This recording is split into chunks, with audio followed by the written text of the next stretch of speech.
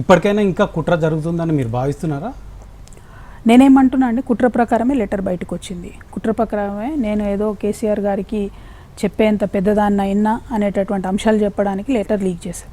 But as a daughter, ఒక ఫాదర్కి, as a కార్యకర్త, ఒక నాయకుడికి నాకు అనిపించిన విషయాలు నేను ఇప్పుడు కాదు దాదాపు 25-30 సంవత్సరాల నుంచి చెప్తూ వస్తున్నాను. సో అది మాకున్న అలవాటు, నాకు కేసీఆర్ గారికి మధ్యలో ఉన్న కమ్యూనికేషన్.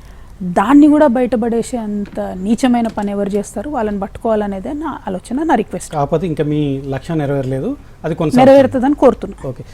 బీసీ రిజర్వేషన్ల విషయంలో రాజ్యాంగపరమైన అడ్డంకులు చాలా ఉన్నాయి. ఈడబ్ల్యూఎస్ కానీ, ముస్లిం రిజర్వేషన్లు కలపడం కానీ బీజేపీ అయితే తీవ్రంగా వ్యతిరేకిస్తుంది.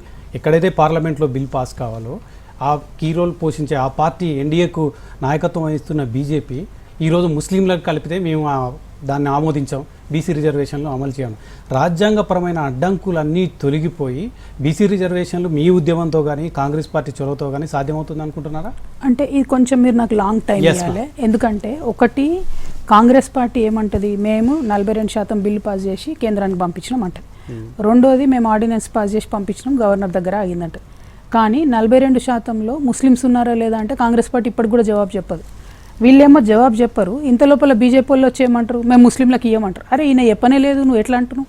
ఫస్ట్ ఆఫ్ ఆల్ ఇప్పుడు ఈ పార్టీ చెప్తే కదా మీ పార్టీ అభ్యంతరం పెట్టాలి. అది ఎందుకు సీక్రెసీ? పారదర్శకత బీసీలుగా ఉన్న వాళ్ళందరికీ రిజర్వేషన్లు కల్పిస్తామనేది కాంగ్రెస్ పార్టీ హామీ. 42%లో బీసీలుగా చాలామంది ముస్లింలు, ఈ బీసీలుగా ఉన్న వాళ్ళు చాలామంది, కొన్ని కమ్యూనిటీలో వాళ్ళు బీసీలు ఉన్నారో వాళ్ళు కూడా వస్తారనేది అది అందరికి తెలిసిన విషయం.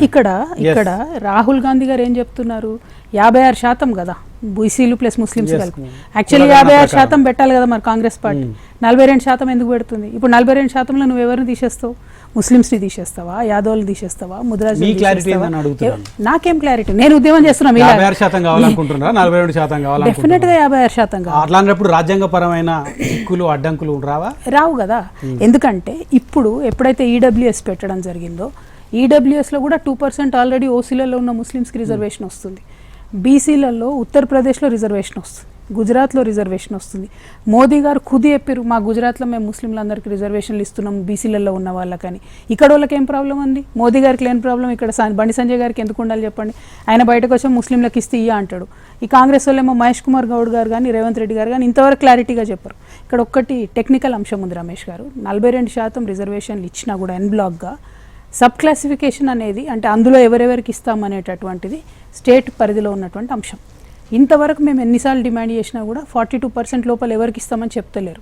ఇప్పటివరకు కూడా మేము ఒక్కరమే జాగృతి నుంచి రిపీటెడ్గా అడుగుతున్నాం, మీరు ప్రతి ఊరిలో మీరు పెట్టండి కదా, మీరు చేసిన లెక్కలు తెలిసిపోద్ది కదా, దూద్ కా దూద్ పానీ కా పానీ. ఈ దీక్ష చేసేది కూడా అందుకే.